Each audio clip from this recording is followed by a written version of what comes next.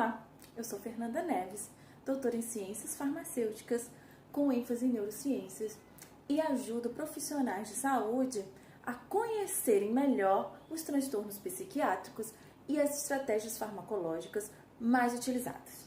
Neste vídeo, vou falar sobre ansiedade. As informações que não param de chegar sobre o novo coronavírus e a incerteza sobre o futuro causam ansiedade e angústia em muitas pessoas. Vejamos o seguinte exemplo. Maria está há 45 dias em isolamento social. Durante o Jornal Nacional, começa a ter dificuldade para respirar. E a cada notícia aumenta ainda mais a falta de ar. Começa também a sentir palpitações. Até que Maria começa a pensar que é algo muito sério. Será que é um ataque cardíaco? Ou será que é coronavírus? Corona só pode ser. Então ela abre o Google e começa a pesquisar os sintomas. E na mesma hora já tem o diagnóstico fechado. Está com Covid-19. A mãe da Maria a convence que é melhor esperar e não ir ainda até o hospital. Ela vai para a cama e o sono não vem. Custa dormir. No outro dia, não consegue acordar cedo. Passa o dia sem ânimo para executar qualquer tarefa, mas sempre quieta e agitada. Você sabe por que isso tem acontecido com mais frequência com os seus pacientes ou até mesmo com você? Bom, eu estou aqui para te explicar um pouco sobre a base neurofisiológica da ansiedade. E para isto, vou começar falando do medo. Nós estamos vivendo uma situação onde o medo é constante.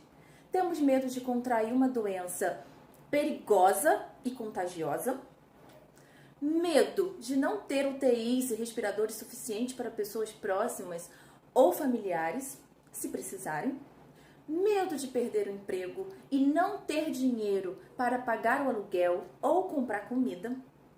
Assim, hoje a maioria das pessoas está em contato diário com diversos estímulos ameaçadores. E isso gera diferentes respostas de estresse. E quem é a grande responsável por gerenciar as respostas ao medo e outras ameaças? Isso mesmo, é a amígdala, que é uma estrutura profunda do cérebro e um componente do famoso sistema límbico. Quando uma resposta ao estresse é acionada, como no exemplo do início desse vídeo, o nosso botão de pânico cerebral, a amígdala, entra em ação e dispara os alarmes em fração de segundos, que são as manifestações fisiológicas do medo. E quais são esses alarmes?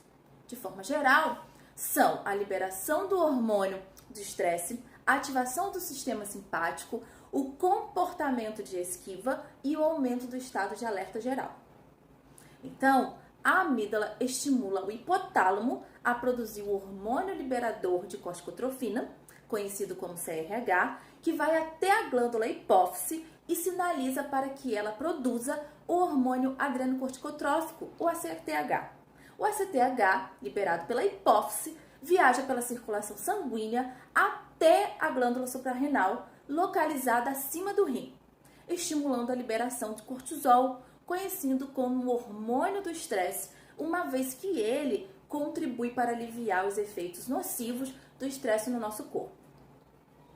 Sob o comando também do hipotálamo, a glândula suprarrenal secreta ainda a tão famosa adrenalina, que prepara o nosso corpo para lutar ou fugir. Como isso é feito? A adrenalina atua em seus receptores adrenérgicos e dispara uma série de respostas fisiológicas, incluindo aumento da frequência cardíaca e consequente aumento da pressão arterial, diminuição das funções digestivas, produção de glicose pelo fígado e aumento da frequência respiratória. A amígdala se conecta também com uma região do tronco encefálico, a substância cinzenta periaquedutal, que aciona o comportamento de esquiva, para que o indivíduo passe a se esquivar ou a evitar o gerador de estresse. E por fim, a amígdala se conecta a diversos sistemas modulatórios para aumentar e ainda mais o estado de alerta e vigilância. O indivíduo saudável regula toda esta resposta ao estresse e ao medo por meio de aprendizado. Então, no cenário atual, o José, por exemplo, ouve sobre as consequências da Covid-19 e sabe que a principal forma de contágio é por meio das vias respiratórias. Ele ouve isso todos os dias, seja por meio das redes sociais, ou pela TV, ou em conversa com os amigos. A Amida reconhece o perigo e coloca José em estado de alerta, pois essa doença é um risco e as aglomerações também são. Assim, cria um aprendizado novo ao deduzir, por causa do medo, que o José evitará as aglomerações e fará o possível para evitar esse novo perigo e aumentar a possibilidade de sobrevivência sua e da sua espécie. No entanto, sob estresse forte e persistente, algumas pessoas, como a Maria, reagem de forma anormal e exagerada a esse medo, o que pode ser um gatilho para o desenvolvimento dos transtornos de ansiedade.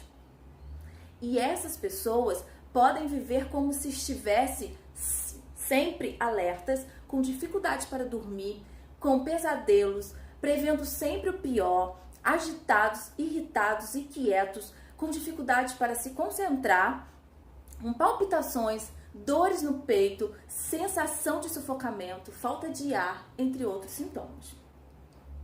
É como se elas estivessem em um estado constante de hipervigilância e prontidão para lutar ou fugir.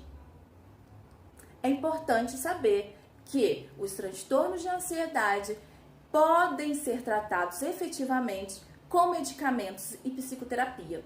Então, oriente os seus pacientes a procurarem ajuda sempre que necessário.